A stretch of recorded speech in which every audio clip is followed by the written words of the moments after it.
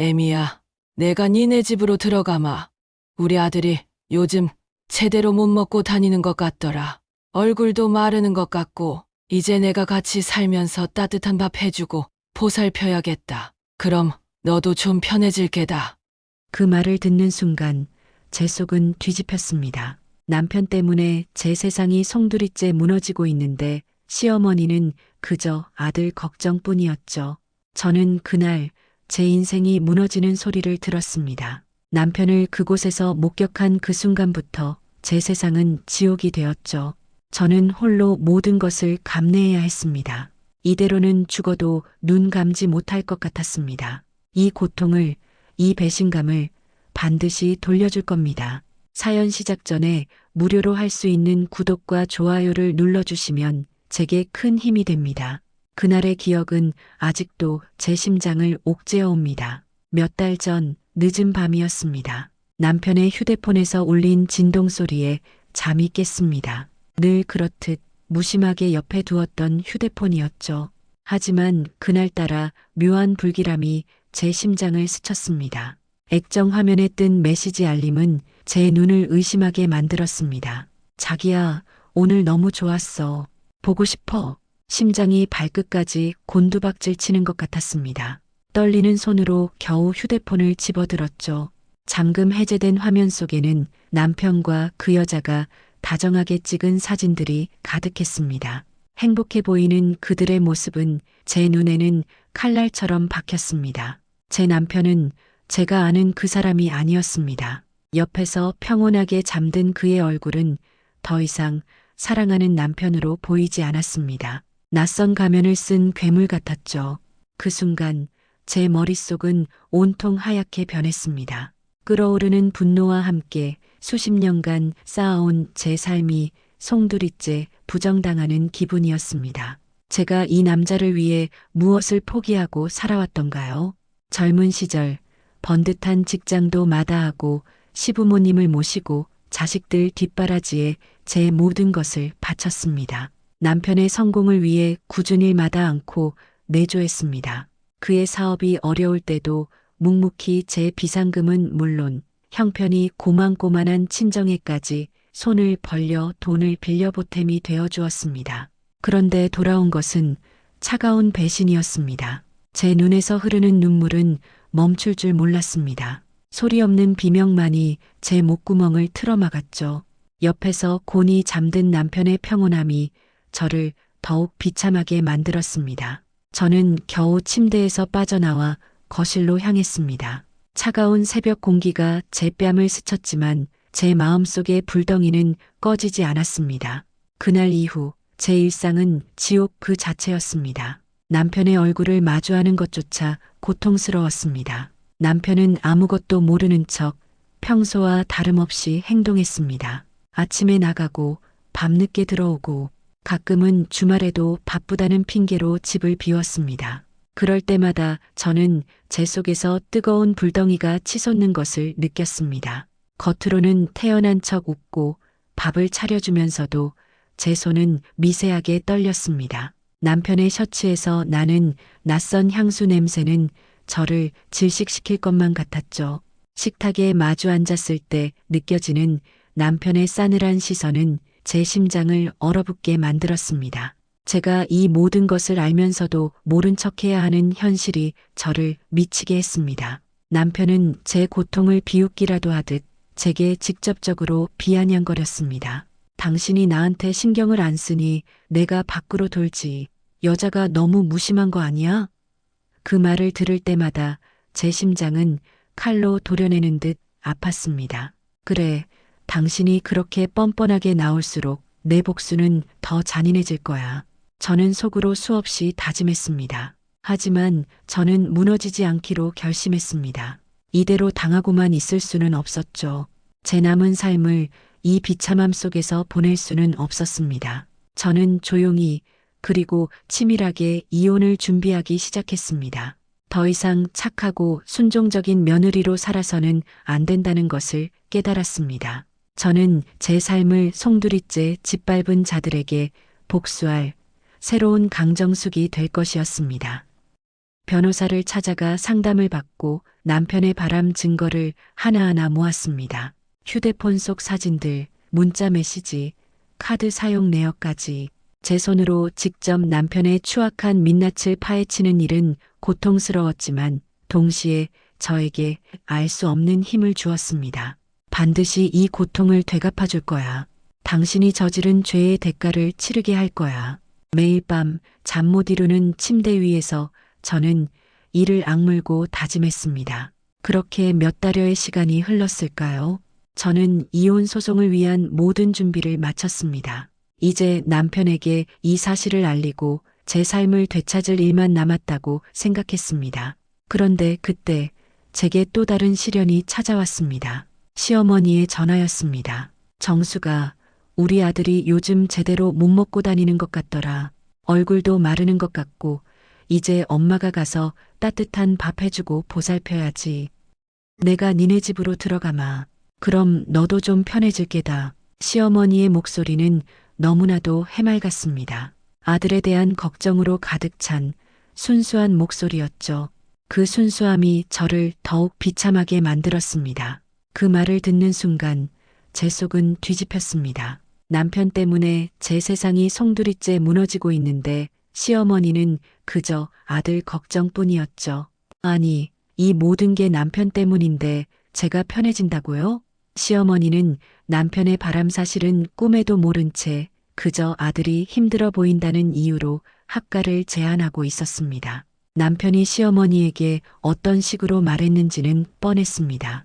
분명 제가 자기를 제대로 돌보지 못하는 것처럼 혹은 자신이 외로워서 힘든 것처럼 꾸며냈을 겁니다.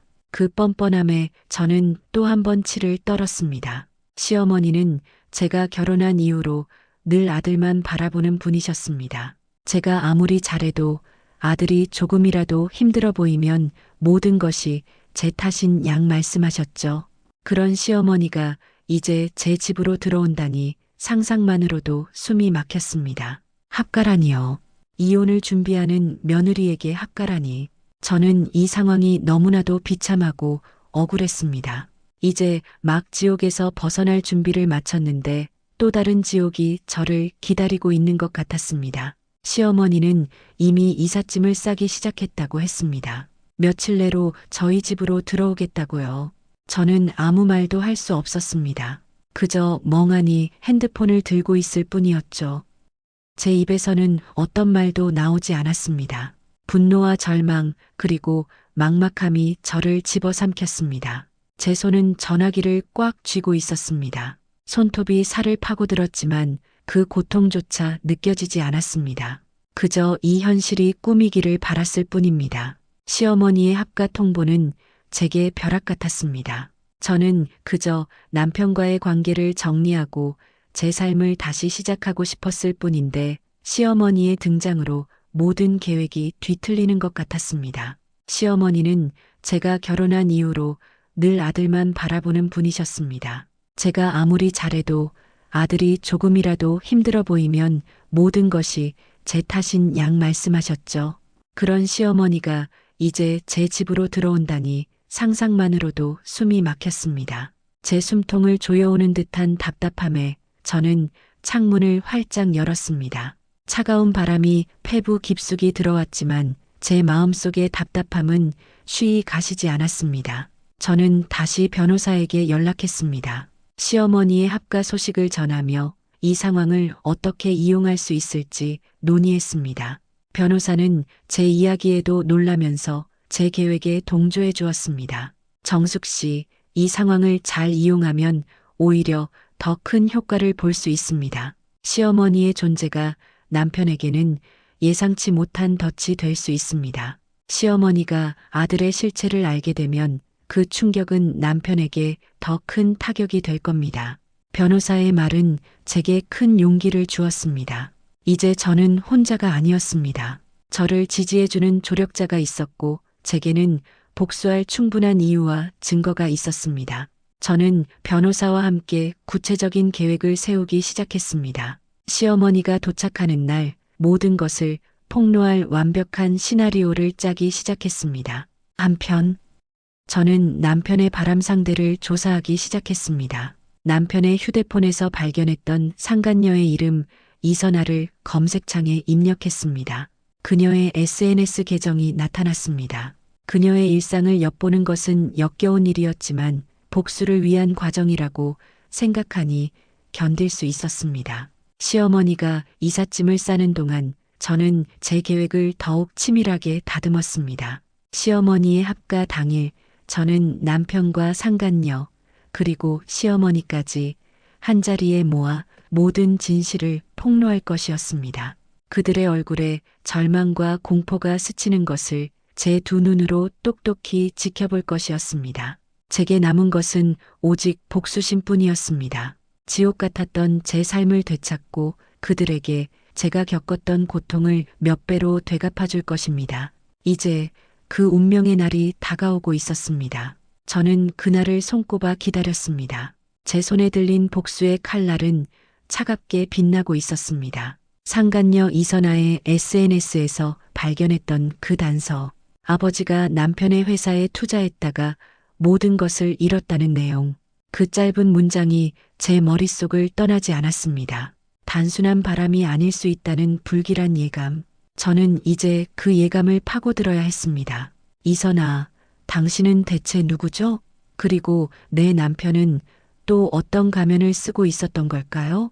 이 의문이 저를 잠 못 들게 했습니다. 시어머니의 합가 준비는 속도를 더해갔습니다. 매일같이 걸려오는 전화는 제게 일종의 배경 소음처럼 느껴질 정도였죠.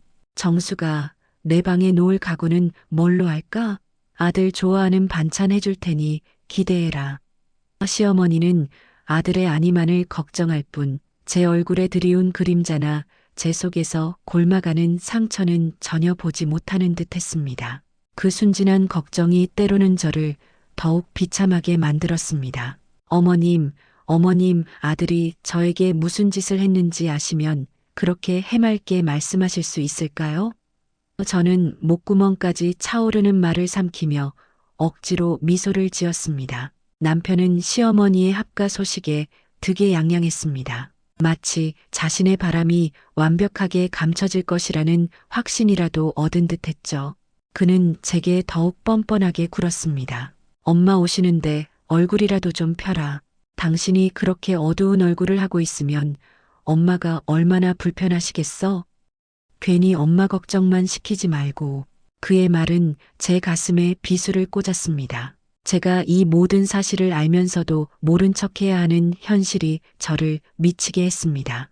밤마다 그가 잠든 것을 확인하고 나서야 저는 겨우 눈물을 쏟아낼 수 있었습니다.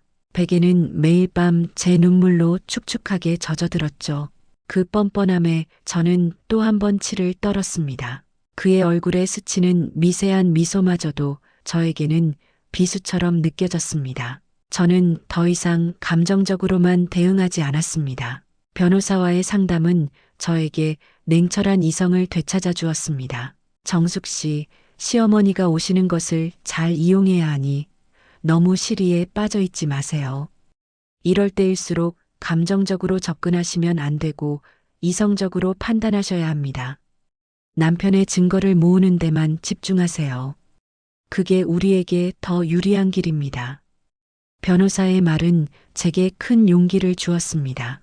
이제 저는 단순한 외도 문제를 넘어 남편의 모든 것을 빼앗을 더 큰 그림을 그리기 시작했습니다. 저는 상간녀 이선아의 SNS 계정을 다시 찾아내고 그녀의 과거 게시물들을 더욱 깊이 파고들기 시작했습니다. 상간녀의 일상을 엿보는 것은 견디기 힘든 일이었지만 복수를 위한 과정이라고 생각하니 견딜 수 있었습니다. 상간녀의 SNS에는 남편과 함께 다녀온 여행 사진, 선물 받은 명품 가방 사진들이 자랑하듯이 올라와 있었습니다. 제 남편의 돈으로 제 가정을 파괴하며 행복을 누리고 있는 그들의 모습에 저는 이를 갈았습니다.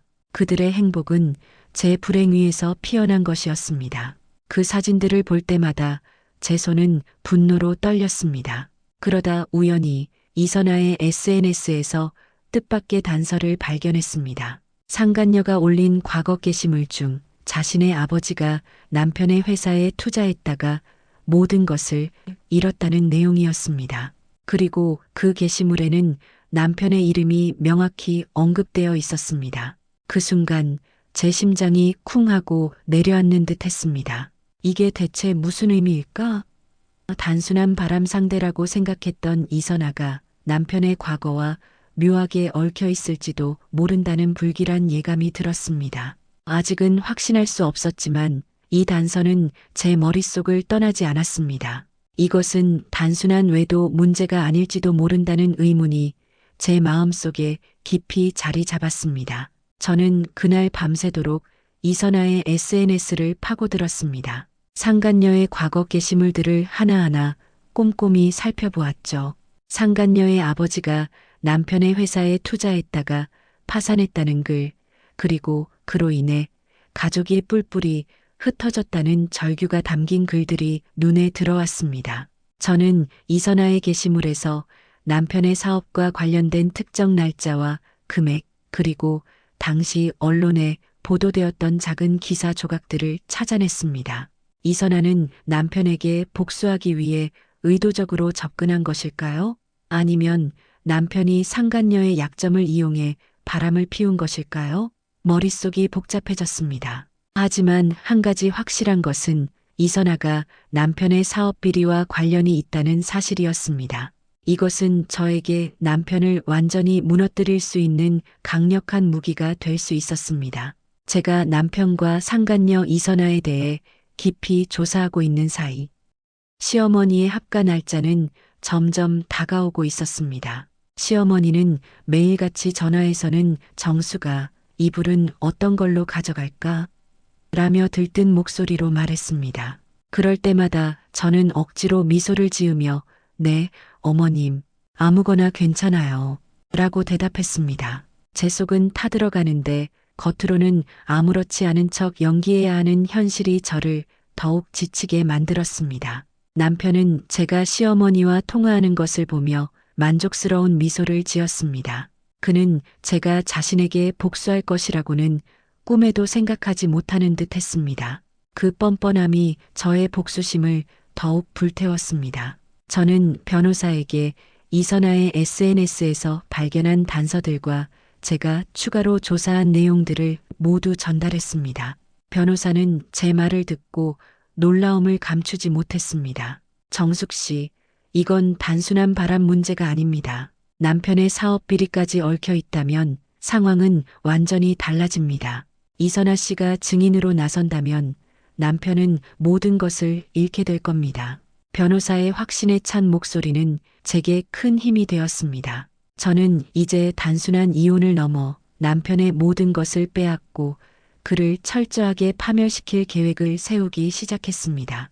그의 모든 것을 빼앗아 그가 저에게 주었던 고통을 그대로 돌려줄 것이었습니다.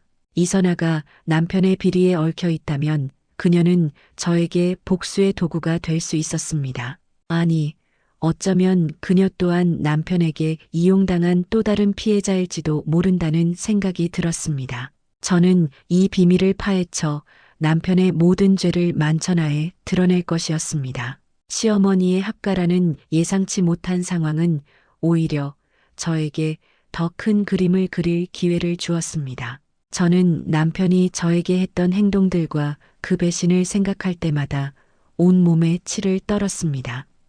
그럴수록 저는 마음속에서 복수의 당금질을 더욱 깊게 했습니다.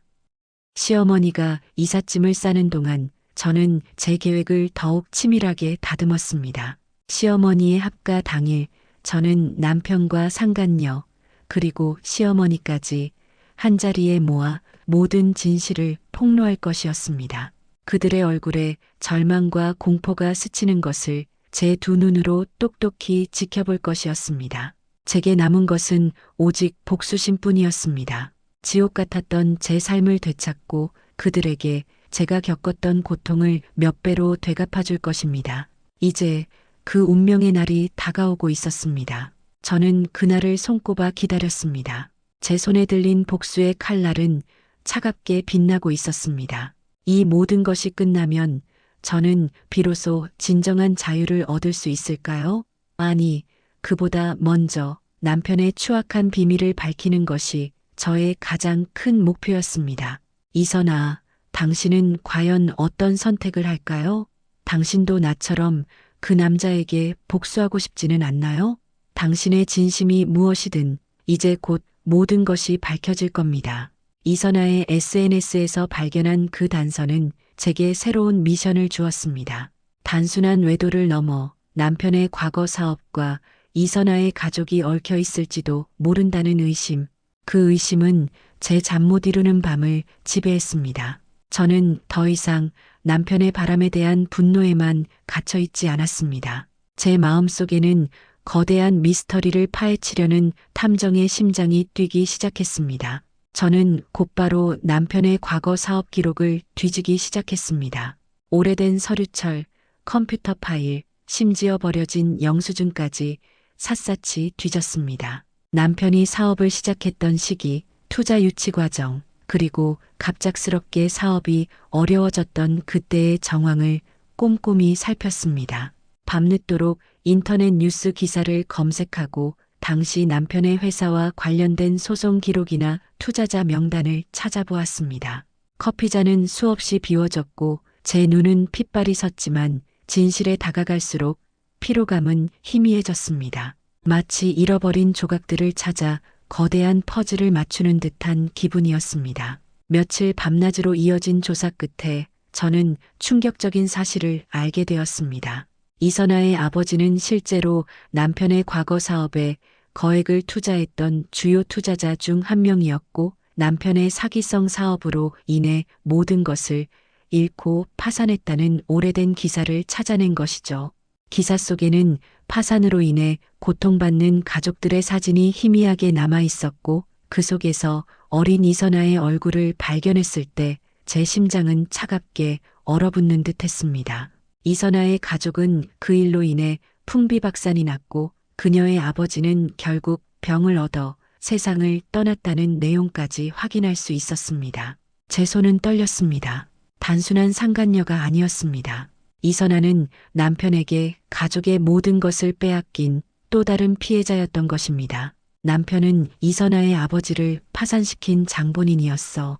그런데 그런 여자의 딸과 바람을 피웠다고? 아니면 이선아가 복수를 위해 의도적으로 남편에게 접근한 것일까? 제 머릿속은 복잡해졌습니다. 남편의 비열함은 제가 상상했던 것 이상이었습니다.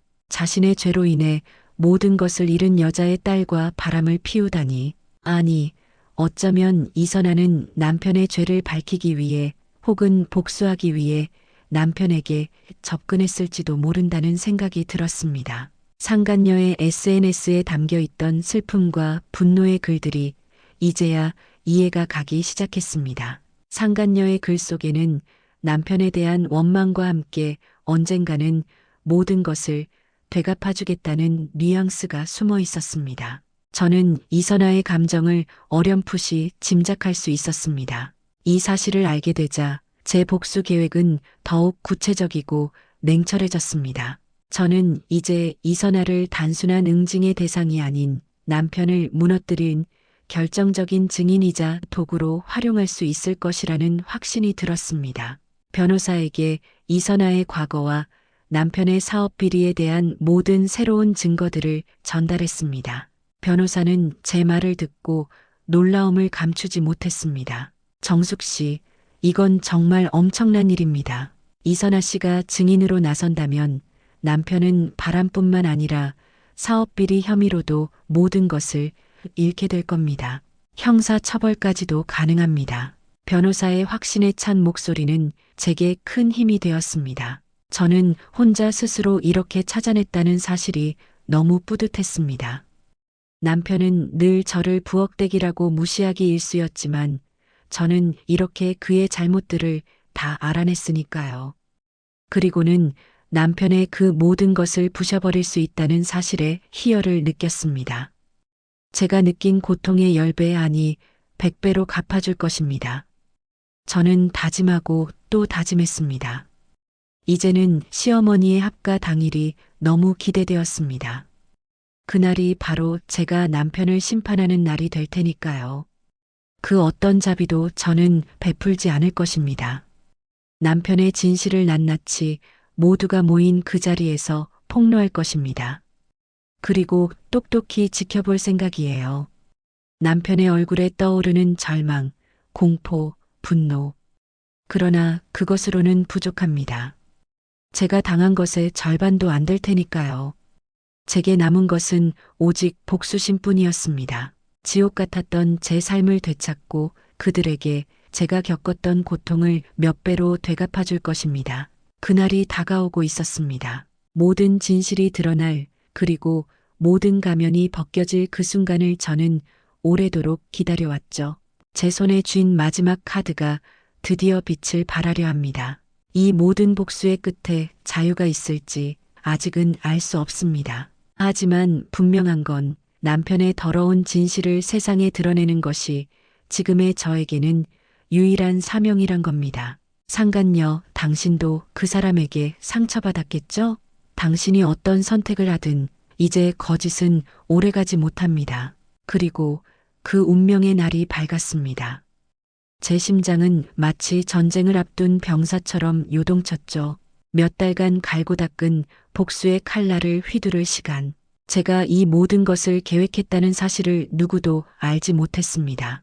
남편도 시어머니도 심지어 상간녀 이선아조차도요.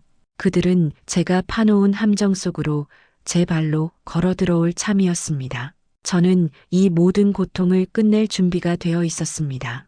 이제 시작입니다. 제 손에 들린 복수의 칼날은 차갑게 빛나고 있었습니다. 시어머니가 이삿짐을 싣고 도착하는 날이었습니다. 이른 아침부터 제 심장은 쿵쾅거렸습니다. 겉으로는 평온한 척했지만 제 손은 미세하게 떨리고 있었습니다. 남편은 출근 준비를 하면서도 연신 시계를 확인했습니다. 엄마 몇 시쯤 도착하신대? 혹시 불편한 건 없으실까? 그의 목소리에는 걱정 반, 안도 반의 감정이 섞여 있었습니다. 그는 시어머니가 오면 자신의 바람이 완벽하게 감춰질 것이라고 믿어 의심치 않는 듯 했습니다. 그 뻔뻔함이 저를 더욱 냉철하게 만들었죠. 당신은 오늘 모든 것을 잃게 될 겁니다. 저는 속으로 되뇌며 그의 뒷모습을 차갑게 응시했습니다. 아침 햇살이 창문으로 쏟아져 들어왔지만 제 마음속은 한겨울처럼 차가웠습니다. 오전 10시 드디어 시어머니에게서 전화가 왔습니다. 정수가, 나 이제 거의 다 왔어. 아들 얼굴 보려니 벌써부터 설레는구나. 시어머니의 목소리는 너무나도 들떠 있었습니다. 마치 소풍 가는 아이처럼 해맑았죠. 그 순진한 목소리가 제 가슴을 더욱 짓눌렀습니다. 제가 이 모든 진실을 폭로했을 때 시어머니가 받을 충격을 생각하니 잠시 망설임이 스쳤습니다. 하지만 이내 저는 고개를 가로저었습니다. 남편의 죄는 너무나도 컸고 저는 더 이상 그의 죄를 감춰줄 이유가 없었습니다. 제 손에 들린 휴대폰이 뜨겁게 느껴졌습니다. 저는 시어머니를 마중 나갔습니다. 아파트 입구에 이삿짐 센터 트럭이 먼저 도착해 있었고 시어머니는 환한 얼굴로 제게 손을 흔들었습니다. 그녀의 얼굴에는 주름이 깊었지만 아들을 만날 기대감으로 환하게 빛나고 있었습니다. 정수가, 우리 아들은 잘 있었지? 요즘 입맛이 너무 없다고 해서 내가 걱정이 이만저만이 아니었단다. 시어머니는 제 손을 잡으며 연신 아들 걱정만 늘어놓았습니다. 저는 억지로 미소를 지으며 네, 어머님, 잘 지내셨죠? 어서 오세요. 라고 대답했습니다. 시어머니는 집 안으로 들어서자마자 아들 방부터 확인했습니다. 아이고, 우리 아들 방이 이렇게 깨끗했구나. 정숙이 네가 고생이 많았지? 그 말에 저는 속으로 쓴웃음을 삼켰습니다. 고생은 제가 아니라 남편의 바람 상대가 했겠죠. 시어머니의 눈에는 오직 아들의 안위만이 보였고 그 외의 모든 것은 흐릿한 배경처럼 보이지 않는 듯 했습니다. 남편은 점심시간에 맞춰 잠깐 집에 왔습니다. 시어머니는 아들을 보자마자 달려가 품에 안았습니다. 아이고, 내 아들. 얼굴이 왜 이렇게 상했어? 엄마가 맛있는 거 많이 해줄게. 남편은 시어머니의 품에 안겨 마치 어린아이처럼 응석을 부렸습니다. 그 모습이 저를 더욱 역겹게 만들었습니다. 그는 자신이 저지른 죄를 시어머니의 순진한 사랑 뒤에 숨기려 했습니다. 엄마 오시느라 고생 많으셨어요. 이제 엄마가 오셨으니 제가 좀 살겠네요. 남편의 말에 시어머니는 활짝 웃었습니다. 그들의 행복한 모습은 저에게는 지옥의 풍경과 다름없었습니다. 제 눈에는 그들의 웃음소리가 비명처럼 들렸습니다. 점심 식사 시간 시어머니는 연신 남편에게 반찬을 덜어주며 우리 아들 이거 먹고 힘내야지. 요즘 일이 많이 힘든가 보구나 라고 말했습니다. 남편은 제 눈치를 살피는 듯 했지만 이내 시어머니의 걱정에 취해 아무렇지 않게 행동했습니다. 네, 엄마. 요즘 좀 피곤하긴 했어요. 엄마가 오시니 벌써부터 힘이 나네요. 그들의 대화를 들으며 저는 속으로 칼날을 갈았습니다. 당신이 지금 느끼는 그 안도감이 곧 당신을 벼랑 끝으로 밀어 넣을 겁니다. 제 심장은 복수심으로 차갑게 타올랐습니다. 식사를 마친 후 저는 시어머니에게 말했습니다. 어머님, 사실 남편이 어머님 오시는 기념으로 깜짝 선물을 준비했어요. 직접 가서 보셔야 할 것 같아요. 시어머니의 눈이 휘둥그레졌습니다. 아이고, 우리 아들이 이런 것도 준비했단 말이야? 무슨 선물인데? 남편은 제 말에 당황한 듯 했지만 이내 어색하게 웃으며 별거 아니에요, 엄마. 은수 엄마가 괜히 오버하네. 라고 얼버무렸습니다. 저는 남편의 어깨를 툭 치며 의미심장한 미소를 지었습니다. 별거 아니긴요. 어머님이 보시면 깜짝 놀라실걸요? 어서 가시죠, 어머님.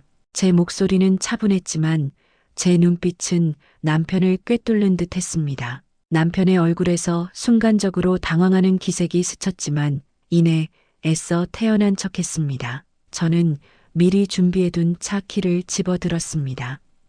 회사로 다시 들어갈 거라는 남편을 남겨두고 현관문을 나서는 시어머니와 저를 남편은 불안한 눈빛으로 저를 쳐다봤지만 저는 그를 무시했습니다. 시어머니는 설레는 표정으로 제 옆자리에 앉았습니다. 차 시동을 걸고 천천히 출발했습니다. 시어머니는 연신 어디로 가는 거니?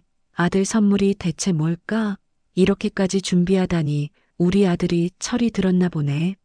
라며 기대감에 부풀어 있었습니다. 저는 아무 말 없이 운전에 집중했습니다. 제 심장은 쿵쾅거렸지만 제 표정은 더없이 평온했습니다. 핸들을 잡은 제 손은 땀으로 축축했지만 저는 흔들리지 않았습니다. 상간녀 이선아의 집 주소를 내비게이션에 입력했습니다. 익숙한 길이었습니다. 몇 달 전 남편의 바람을 확인하기 위해 수없이 오갔던 길이었죠. 그때는 제 발걸음이 천근만근 무거웠지만 지금은 달랐습니다. 제 심장은 복수심으로 가득 차 있었습니다. 시어머니는 창밖을 내다보며 여기는 어디쯤이니? 낯선 동네네. 아파트가 참 많구나. 라고 말했습니다. 저는 짧게 대답했습니다. 네, 어머님. 조금만 더 가면 돼요. 제 목소리에는 어떤 감정도 실려 있지 않았습니다. 상간녀의 아파트 단지에 들어섰습니다. 익숙한 건물들이 눈에 들어오자 제 손은 핸들을 꽉 쥐었습니다. 시어머니는 여전히 아무것도 모른 채 아파트가 참 좋구나. 누구 집에 가는 거니? 아들 친구 집인가? 라고 물었습니다. 저는 심호흡을 한 번 했습니다. 이제 정말 얼마 남지 않았습니다. 제 복수의 서막이 오를 시간이었습니다. 심장이 목구멍까지 차오르는 듯한 긴장감이 온몸을 감쌌습니다. 저는 상간녀 이선아의 아파트동 공동현관 앞에 차를 세웠습니다. 시어머니는 의아한 표정으로 저를 바라봤습니다. 정수가 여기가 어디니? 누구 집인데? 설마 아들이 엄마를 위해 아파트를 선물한다고 이렇게까지 오는 건 아니겠지? 저는 차에서 내리며 시어머니에게 말했습니다. 어머님, 여기가 바로 남편이 어머님께 보여드리고 싶어 했던 깜짝 선물이 있는 곳이에요. 어서 오세요. 제 목소리는 차분했지만 제 마음속은 폭풍이 휘몰아치고 있었습니다. 시어머니는 여전히 영문을 모른 채 제 뒤를 따랐습니다. 저는 상간녀의 집 현관문 앞에 섰습니다. 제 손을 뻗어 초인종을 눌렀습니다. 상간녀는 문을 바로 열지 않고 인터폰에 이야기했습니다. 누구세요? 그러나 저는 대답하지 않았지요. 그 상간녀를 더욱 초조하게 만들고 싶었거든요. 길고 긴 침묵이 흘렀습니다. 그리고 잠시 후 안에서 인기척이 들려왔습니다. 문이 천천히 열리기 시작했습니다. 제 심장이 방망이를 두드리듯 터질 듯이 뛰었습니다. 그 문이 열리는 순간 모든 것이 시작될 것이었습니다. 문이 천천히 열리기 시작했습니다. 드디어 제가 몇 달간 갈고 닦은 복수의 칼날을 휘두를 시간이 온 것입니다. 그 안에서 모습을 드러낸 사람은 바로 남편의 바람 상대 이선아였습니다. 이선아는 문을 열자마자 제 얼굴을 확인하고는 순간적으로 안도하는 듯 했습니다. 하지만 그 안도감은 채 1초도 가지 못했습니다. 상간녀는 이미 저의 존재를 알고 있다는 듯이 누구냐고 묻지 않고 이렇게 이야기했습니다. 여긴 어쩐 일이시죠? 그렇게 아무렇지 않게 말했죠. 꼭 소개해드려야 할 분이 있어서요. 저도 이제는 이판사판이다 속으로 생각하며 하나도 떨리지 않은 듯 말했습니다. 저희 시어머니세요. 제 뒤에 서 있는 시어머니를 발견하는 순간 그녀의 얼굴은 순식간에 새파랗게 질렸습니다. 눈동자가 공포로 크게 확장되고 입술은 파르르 떨렸습니다. 마치 유령이라도 본 듯한 표정이었습니다. 어머님? 그녀의 입에서 간신히 흘러나온 그 말은 마치 찢어지는 비명처럼 들렸습니다. 그리고는 털썩 소리와 함께 그대로 바닥에 쓰러져 버렸습니다. 혼절한 것이었습니다. 그녀의 몸은 인형처럼 힘없이 무너져 내렸고 텅 빈 눈동자는 천장을 향한 채 굳어 있었습니다. 마치 세상의 모든 공포를 한꺼번에 마주한 듯한 모습이었죠. 시어머니는 눈앞에 펼쳐진 광경에 경악했습니다. 아니, 이게 무슨 일이야? 정수가, 이 아가씨는 누구니? 왜 쓰러지는 거야? 시어머니의 목소리에는 당혹감과 함께 알 수 없는 불안감이 섞여 있었습니다. 그녀는 쓰러진 이선아를 향해 조심스럽게 다가갔습니다. 저는 시어머니의 팔을 잡으며 말했습니다. 어머님, 진정하세요. 그리고 마음 단단히 먹으시고 제가 지금부터 드리는 말씀 똑똑히 들어두세요. 이제부터 제가 어머님께 그리고 저에게 숨겨졌던 모든 진실을 보여드릴게요. 남편이 어머님께 보여드리고 싶어 했던 깜짝 선물이 바로 이거예요. 제 목소리는 차분했지만 제 마음속은 복수심으로 뜨겁게 타올랐습니다. 제 손은 차가웠지만 심장은 뜨거웠습니다. 저는 미리 준비해둔 서류와 영상들을 꺼냈습니다. 그리고 이선아의 집 거실벽에 화면을 띄웠습니다. 벽에 비친 화면에서는 곧바로 남편과 이선아가 다정하게 찍은 사진들이 슬라이드 쇼처럼 나타나기 시작했습니다. 여행지에서 찍은 사진, 고급 레스토랑에서 식사하는 모습, 그리고 침대 위에서 찍은 듯한 민망한 사진들까지. 행복해 보이는 그들의 모습은 제 눈에는 칼날처럼 박혔습니다. 시어머니의 눈이 휘둥그레졌습니다. 시어머니의 얼굴은 순식간에 잿빛으로 변했습니다. 아니, 이게 무슨 사진이니? 이 아이는 누구고 왜 우리 아들이 저기에? 시어머니의 목소리가 점차 떨리기 시작했습니다. 그녀의 얼굴은 충격과 혼란으로 일그러졌습니다. 사진들이 계속해서 바뀌는 동안 저는 시어머니에게 차분하게 설명했습니다. 제 목소리는 흔들림이 없었습니다. 어머님, 이 여자가 바로 어머님의 아드님, 제 남편의 바람 상대입니다. 몇 달 전부터 이어져 온 외도의 증거들이죠.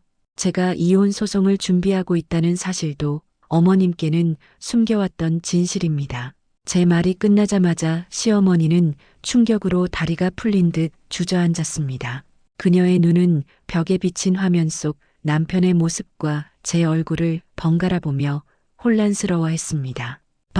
바람이라니? 우리 아들이? 말도 안 돼.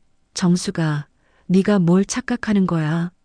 시어머니는 애써 현실을 부정하려 했습니다. 그녀의 손은 파르르 떨렸고 입술은 바싹 말라 있었습니다. 하지만 저는 멈추지 않았습니다. 다음으로 벽에 비친 화면에서는 남편의 사업 비리와 관련된 문서 파일들이 나타나기 시작했습니다. 복잡한 계약서, 투자 내역서, 그리고 이선아의 아버지가 남편에게 사기당해 파산했다는 내용의 오래된 기사 스크랩까지. 시어머니는 그제야 눈을 크게 떴습니다. 그녀의 눈은 공포와 경악으로 가득 찼습니다. 이건 또 무슨 소리니? 우리 아들이 사업을 망쳤다고? 그리고 이 아가씨 아버지가?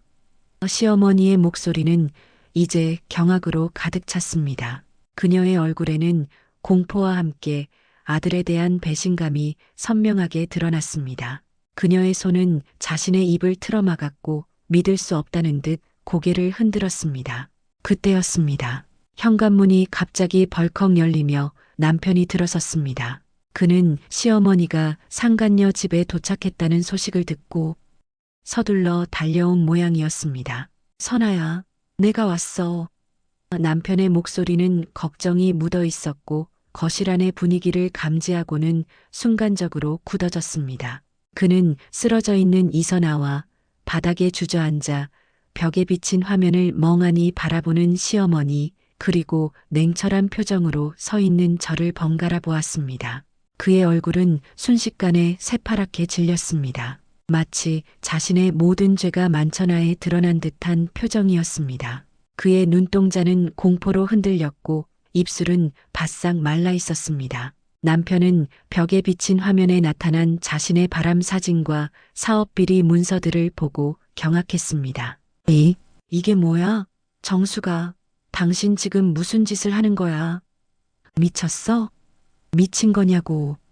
그는 저에게 달려들려 했지만 저는 한 발짝 뒤로 물러섰습니다. 시어머니는 아들을 보자마자 힘겹게 몸을 일으켰습니다. 시어머니의 눈은 분노와 배신감으로 이글거렸습니다. 이 못난 놈, 네가 감히 이런 짓을 해? 네 엄마 얼굴에 먹칠을 하고 정수기에게 이런 고통을 줬어? 게다가 사업 비리까지? 네가 인간이니? 시어머니의 목소리는 떨렸지만 그 안에는 주체할 수 없는 분노가 담겨 있었습니다. 그녀의 손은 분노로 부들부들 떨렸고 금방이라도 남편에게 달려들 기세였습니다. 남편은 시어머니의 격앙된 목소리에 당황하며 엄마, 그게 아니에요. 정수기가 지금 뭘 착각하고 있는 거예요? 라고 변명하려 했습니다. 그의 목소리는 불안하게 흔들렸습니다. 하지만 시어머니는 그의 말을 들으려 하지 않았습니다. 그녀는 남편의 뺨을 잇는 힘껏 후려쳤습니다. 짝! 하는 소리가 거실에 크게 울려 퍼졌습니다. 남편의 얼굴은 순식간에 벌겋게 달아올랐고 그는 망연자실한 표정으로 서 있었습니다. 쓰러져 있던 이선아는 그 소리에 미세하게 몸을 떨었습니다. 그녀의 의식이 희미하게 돌아오는 듯 했습니다. 저는 그들의 모습을 냉정하게 지켜봤습니다. 제 속은 시원했지만 동시에 묘한 허탈감도 밀려왔습니다. 몇 달간 저를 괴롭혔던 고통의 실체가 이렇게 허망하게 드러나는 순간이었습니다. 시어머니는 아들을 향해 계속해서 분노를 쏟아냈습니다. 너무도 사랑하고 너무도 믿었던 아들이었기에 그 절망은 더욱 큰 것 같았습니다. 늘 아들의 안위만 걱정했던 시어머니에게 남편은 저에게 준 것과는 다른 큰 배신감을 안겨준 것이었겠지요. 네가 감히 네 아버지가 평생 쌓아올린 명예를 네가 이렇게 더럽혀? 네가 어떻게 이럴 수가 있어? 시어머니의 눈에서는 뒤늦은 후회와 함께 뜨거운 눈물이 흘러내렸습니다. 그녀는 아들의 배신에 가슴을 치며 통곡했습니다. 남편은 이제 더 이상 변명할 여지도 없었습니다. 그의 얼굴에는 절망과 공포가 가득했습니다. 그는 저를 원망스러운 눈빛으로 바라봤지만 저는 그의 시선을 피하지 않았습니다. 당신이 저지른 죄의 대가입니다. 저는 속으로 말했습니다. 거실은 시어머니의 울음소리와 남편의 절망적인 침묵, 그리고 쓰러져 있던 이선아의 희미한 신음소리로 가득 찼습니다. 이 모든 혼돈 속에서 저는 비로소 제가 원했던 복수의 서막이 올랐음을 느꼈습니다. 이제 진정한 파국은 시작될 것이었습니다. 남편의 모든 것이 무너져 내리는 순간이었습니다. 저는 그들의 모습을 냉정하게 지켜봤습니다. 제 속은 시원했지만 동시에 묘한 허탈감도 밀려왔습니다. 몇 달간 저를 괴롭혔던 고통의 실체가 이렇게 허망하게 드러나는 순간이었습니다. 쓰러져 있던 이선아가 희미하게 신음하며 몸을 뒤척였습니다. 시어머니의 울음소리와 남편의 격앙된 목소리가 상간녀의 의식을 깨운 듯 했습니다. 상간녀 이선아는 천천히 눈을 떴고 흐릿한 시야 속에서 남편과 시어머니 그리고 저를 발견했습니다. 그녀의 눈동자가 다시금 공포로 확장되었습니다. 상간녀는 상황을 파악하려는 듯 주위를 둘러보았습니다. 벽에 비친 화면 속 남편과 자신의 사진 그리고 사업비리 문서들이 그녀의 눈에 들어왔을 것입니다. 상간녀의 얼굴은 다시금 새파랗게 질렸습니다. 그녀의 입술은 바싹 말라 있었고 숨을 헐떡였습니다. 시어머니는 이선아가 깨어난 것을 보고는 더욱 격분했습니다. 이봐 아가씨, 너는 대체 누구야? 우리 아들과 무슨 관계야? 감히 내 아들을 홀려?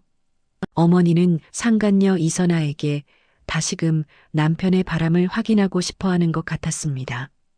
그리고는 아직도 아들을 조금이나마 믿고 싶었겠지요.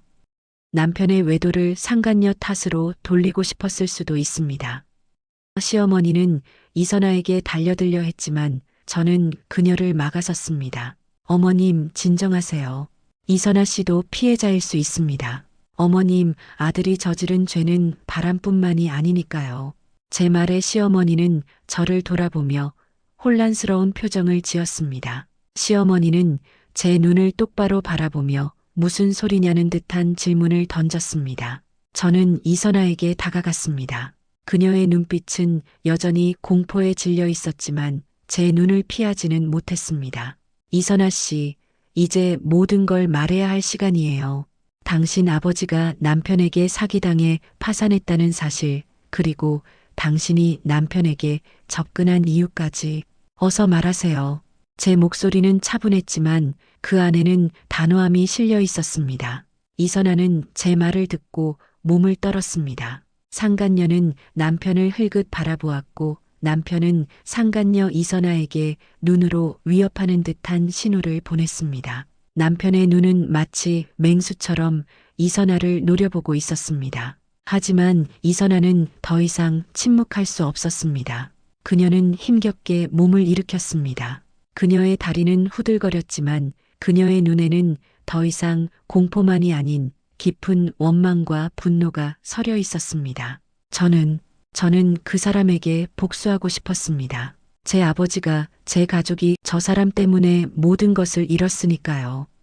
저 사람이 제 아버지를 파산시키고 저희 가족을 풍비박산 냈습니다. 그래서 제가 그 사람에게 접근했어요. 복수하기 위해서요. 이선아의 목소리는 흐느낌으로 변했습니다.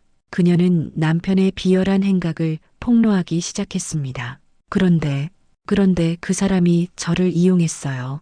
제 약점을 잡고 저를 자신의 바람 상대로 이용하며 협박했어요. 당신의 모든 비리를 폭로하겠다고 하면 제 가족에게 더 큰 해를 끼치겠다고 협박했습니다. 상간녀의 고백은 시어머니에게 또 한 번의 충격을 안겼습니다. 시어머니의 얼굴은 이제 경악을 넘어선 절망으로 물들었습니다. 시어머니는 이선아의 말을 듣고는 아들을 향해 다시금 달려들었습니다. 그녀의 눈은 이제 증오로 불타올랐습니다. 네가 어떻게 사람의 인생을 망쳐놓고 그 딸까지 이용해? 네가 정녕 사람의 탈을 쓴 악마로구나. 내가 이런 괴물을 낳았다니 내 죄가 크다. 시어머니는 남편의 가슴을 주먹으로 내리쳤습니다. 남편은 이제 더 이상 변명할 여지도 없었습니다. 그의 얼굴은 절망과 공포로 일그러졌고 그는 바닥에 무릎을 꿇고 주저앉았습니다. 그의 눈에서는 뒤늦은 후회의 눈물이 흘러내렸지만 이미 늦은 후회였습니다.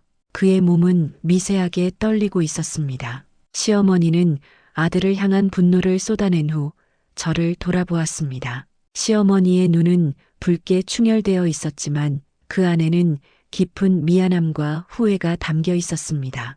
시어머니는 제게 다가와 제 손을 잡았습니다. 시어머니의 손은 차갑게 떨리고 있었습니다. 정수가, 내가 몰랐어.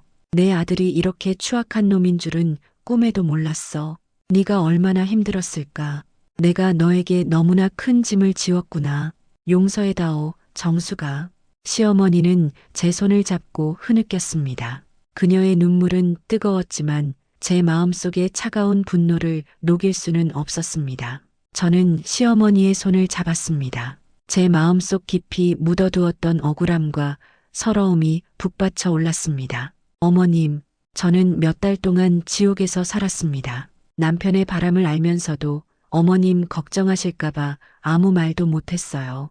남편은 저를 비웃으며 제 고통을 외면했습니다. 그런데 어머님은 아들이 제대로 못 먹고 다니는 것 같다며 합가를 하겠다고 하셨죠. 저는 그때 정말 모든 것을 포기하고 싶었습니다. 매일 밤 잠 못 이루며 홀로 눈물을 흘렸습니다.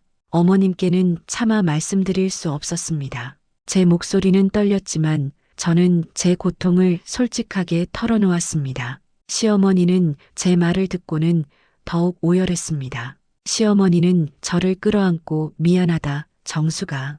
정말 미안하다, 내 잘못이다. 를 반복하며 제 어깨에 얼굴을 묻었습니다. 시어머니의 흐느낌은 거실을 가득 채웠습니다. 남편은 우리가 서로를 위로하는 모습을 보며 더욱 절망했습니다. 그는 자신의 모든 것이 무너져 내리는 것을 직감한 듯 했습니다. 그는 쓰러진 상간녀 이선아를 일으켜 세우려 했지만 이선아는 그의 손길을 뿌리쳤습니다. 더 이상 나를 만지지 마. 당신 때문에 내 인생이 망가졌어. 당신은 끝까지 나를 이용했어. 이선아의 목소리에는 남편에 대한 깊은 증오가 담겨 있었습니다. 그녀는 남편에게 침을 뱉었고 남편은 아무 말도 하지 못하고 그 침을 맞았습니다. 그의 얼굴은 이제 체념으로 가득했습니다. 저는 시어머니와 상간녀 이선아의 모습을 보며 생각했습니다. 남편은 저뿐만 아니라 이선아의 가족까지 파괴한 악인이었습니다. 그의 죄는 용서받을 수 없었습니다. 저는 시어머니에게 말했습니다. 어머님, 이제 남편에게 모든 책임을 물을 겁니다. 법적으로 그리고 사회적으로도요. 어머님도 아드님의 죄를 직시하셔야 합니다. 더 이상 아들을 감싸서는 안 됩니다. 시어머니는 고개를 끄덕였습니다. 그녀의 얼굴에는 슬픔과 함께 강한 결의가 비쳤습니다. 시어머니는 제 손을 꽉 잡으며 그래, 정수가, 네가 원하는 대로 해라. 나도 이제는 아들을 무조건 감싸지 않으마. 내 아들이 저지른 죄는 마땅히 벌을 받아야 해. 라고 말했습니다. 거실은 한동안 침묵에 휩싸였습니다. 시어머니의 흐느낌, 남편의 절망적인 숨소리, 그리고 이선아의 격앙된 숨소리만이 들려왔습니다. 저는 그 모든 소리를 들으며 제 마음속에 쌓여있던 응어리가 조금씩 풀리는 것을 느꼈습니다. 완벽한 복수는 아니었지만 진실이 드러나고 악인이 단죄받는 시작점이었습니다. 이제 남편의 모든 것이 무너져 내리는 진정한 파국이 시작될 것이었습니다. 저는 그날을 손꼽아 기다렸습니다. 남편은 이제 모든 것을 잃게 될 겁니다. 그의 죄는 결코 용서받지 못할 것입니다.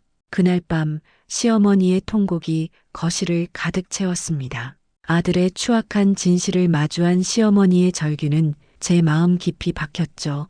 남편은 망연자실한 채 바닥에 주저앉아 있었고 이선아는 희미하게 신음했습니다. 그 혼돈 속에서 저는 비로소 제가 원했던 복수의 서막이 올랐음을 느꼈습니다. 이제 악인이 마땅히 받아야 할 대가를 치를 시간이었죠. 그날 밤 남편은 결국 집으로 돌아오지 못했습니다. 시어머니는 이선아를 병원으로 데려가 치료를 받게 하고 그녀의 가족에게 연락해 이 모든 사실을 알렸습니다. 이선아의 가족은 남편의 비열한 행각에 경악하며 이선아가 남편에게 증언할 수 있도록 적극 돕겠다고 했습니다. 남편은 이제 사면 초가에 몰린 것이었습니다. 그의 모든 거짓과 죄가 만천하에 드러나기 시작한 것입니다. 시어머니는 밤새도록 잠 못 이루며 아들에 대한 배신감과 저에 대한 미안함으로 괴로워했습니다. 저는 그런 시어머니의 곁을 지켰습니다. 그녀의 어깨를 토닥이며 이제는 혼자가 아니라는 위로를 건넸습니다. 다음 날 아침 저는 변호사와 함께 법원에 이혼 소송 서류를 제출했습니다. 남편의 외도 증거와 함께 이선아의 진술이 담긴 녹취록 그리고 남편의 사업 비리와 관련된 모든 문서들을 첨부했습니다. 변호사는 제게 정숙 씨, 이 정도 증거라면 남편은 어떤 변명도 할 수 없을 겁니다. 위자료와 재산 분할은 물론이고 사업 비리 혐의로 형사처벌까지 피할 수 없을 겁니다. 라고 말했습니다. 그의 목소리에는 확신이 가득했습니다. 제 마음속은 차분했지만 동시에 통쾌함이 밀려왔습니다. 드디어 이 지옥 같던 시간이 끝을 향해 가고 있다는 안도감이 밀려왔습니다. 제 손에 들린 서류는 단순한 종이가 아니라 제 삶을 되찾을 희망의 증거였습니다. 소송 소식은 순식간에 남편의 회사에 퍼졌습니다. 남편은 갑작스러운 상황에 당황하며 저에게 연락을 해왔습니다. 저의 휴대폰은 쉴 새 없이 울렸지만 저는 단 한 통도 받지 않았습니다. 그는 결국 음성 메시지를 남겼습니다. 정수가, 당신 지금 무슨 짓을 하는 거야? 엄마한테까지 다 말하고 소송까지 걸어? 이러면 나도 끝이야. 우리 그냥 조용히 정리하자. 제발 한 번만 용서해줘. 내가 잘못했어. 그의 목소리에는 다급함과 함께 비굴함이 섞여 있었습니다. 저는 그 음성 메시지를 듣고 냉소를 지었습니다. 이미 늦은 후회였습니다. 그가 저에게 주었던 고통을 생각하면 그의 지금 고통은 아무것도 아니었습니다. 그의 비굴한 애원은 제 마음을 조금도 움직이지 못했습니다. 시어머니는 제 곁에서 저를 든든하게 지지해 주었습니다. 시어머니는 남편에게 직접 전화해서는 네가 저지른 죄는 네가 책임져야 해. 정수기에게 사죄하고 모든 것을 내려놔라. 라고 호통을 쳤습니다. 시어머니의 단호한 태도에 남편은 더욱 절망했습니다. 그는 회사에서도 점차 입지를 잃어갔습니다. 그의 바람과 사업 비리 소문은 불길처럼 번져나갔고 그를 믿고 따랐던 동료들과 투자자들은 등을 돌리기 시작했습니다. 그의 얼굴에는 수심이 가득했고 눈빛은 초점을 잃어갔습니다. 그의 책상 위에는 사직서가 놓여 있었고 그의 사무실은 싸늘한 냉기로 가득 찼습니다. 그의 이름은 이미 회사 내에서 금기어가 되어 있었습니다. 상간녀 이선아는 변호사와 함께 남편의 사업 비리에 대한 구체적인 증언을 준비했습니다. 그녀는 남편에게 복수하기 위해 접근했지만 결국 자신도 이용당했다는 사실에 큰 분노를 느끼고 있었습니다. 그녀는 남편이 자신에게 협박하며 숨기려 했던 모든 증거들을 변호사에게 제출했습니다. 그녀의 증언은 남편을 법적으로 더욱 궁지에 몰아넣을 결정적인 증거가 될 것이었습니다. 저는 이선아에게 고마움을 느꼈습니다. 그녀 또한 피해자였고 이제 그녀는 저와 함께 남편에게 정의를 구현하는 동지가 된 것이었습니다. 그녀의 눈빛에는 더 이상 공포가 아닌 단단한 결의가 서려 있었습니다. 그녀는 남편에게 복수할 기회를 얻은 것에 대해 감사하다고 말했습니다. 남편은 모든 것을 잃을 위기에 처하자 발버둥 쳤습니다. 그는 저를 찾아와 무릎을 꿇고 빌었습니다. 정수가, 제발 한 번만 용서해줘. 내가 잘못했어. 내가 정말 죽을 죄를 지었어. 엄마한테도, 당신한테도, 이선아한테도 제발 소송만은 취하해줘. 내가 다 내려놓을게. 그의 눈물은 진심처럼 보였지만 저는 더 이상 그의 거짓말에 속지 않았습니다. 그의 눈물은 그저 자신의 파멸을 막기 위한 마지막 몸부림에 불과했습니다. 당신이 나에게 주었던 고통은 당신의 눈물 몇 방울로 씻겨 내려가지 않아요. 저는 차갑게 그를 외면했습니다. 그의 비굴한 모습은 제게 아무런 동정심도 불러일으키지 못했습니다. 그의 애원은 허공에 흩어졌습니다. 저는 남편에게 이혼 서류를 내밀며 말했습니다. 당신이 저지른 죄는 당신이 책임지세요. 저는 더 이상 당신의 아내로 살 수 없을 것 같네요. 당신의 모든 것을 빼앗아 당신이 저에게 주었던 고통을 그대로 돌려줄 거예요. 제 목소리는 흔들림이 없었습니다. 남편의 얼굴은 절망으로 일그러졌고 그는 그 자리에서 주저앉아 통곡했습니다. 그의 울음소리는 제 귀에는 승리의 노래처럼 들렸습니다. 그의 통곡은 마치 무너지는 거대한 성의 마지막 비명 같았습니다. 제 손에 들린 이혼 서류는 그의 파멸을 알리는 선고문과도 같았습니다. 남편의 바람과 사업 비리 소식은 언론에도 조금씩 새어나가기 시작했습니다. 그의 이름이 실명으로 거론되지는 않았지만 어느 사업가의 외도 및 비리 혐의라는 기사들이 쏟아져 나왔습니다. 그의 사회적 위신은 바닥으로 떨어졌고 그를 향한 비난의 목소리가 높아졌습니다. 그의 사업은 이미 파산 직전이었고 그를 믿었던 사람들은 등을 돌렸습니다. 은행은 대출 회수를 통보했고 투자자들은 투자금 반환 소송을 준비했습니다. 그의 모든 재산은 가압류되었고 그는 한순간에 빈털터리가 될 위기에 처했습니다. 이제 남편은 모든 것을 잃게 될 것이었습니다. 그의 죄는 결코 용서받지 못할 것입니다. 저는 그날을 손꼽아 기다렸습니다. 제 손에 들린 복수의 칼날은 바로 이날을 위해 차갑게 빛나고 있었으니까요. 남편은 이제 더 이상 도망칠 곳이 없었습니다. 그의 세상은 이제 완전히 무너져 내릴 일만 남았습니다. 이 이야기는 배신과 고통 속에서 피어난 한 여인의 용기, 그리고 숨겨진 진실이 어떻게 우리를 억압에서 자유롭게 하는지 보여주고자 했습니다. 정숙의 이야기는 복수심이 사람을 어디까지 몰아갈 수 있는지, 그리고 그 끝에서 비로소 찾아오는 해방감과 새로운 시작의 가치를 이야기합니다. 인생에는 돌이킬 수 없는 실수를 저지르는 순간도 있고, 정숙처럼 깊은 분노와 절망에 사로잡히는 순간도 있죠. 하지만 중요한 건 그 후 우리가 어떤 선택을 하느냐입니다. 과거는 바꿀 수 없지만 미래는 우리의 손에 달려 있으니까요. 이 정숙의 이야기가 여러분의 마음에 작은 위로와 용기가 되었기를 바랍니다. 앞으로도 여러분의 마음을 울리는 다양한 이야기로 찾아뵙겠습니다. 댓글로 여러분의 생각과 감상도 꼭 들려주세요. 채널 구독과 좋아요도 부탁드립니다.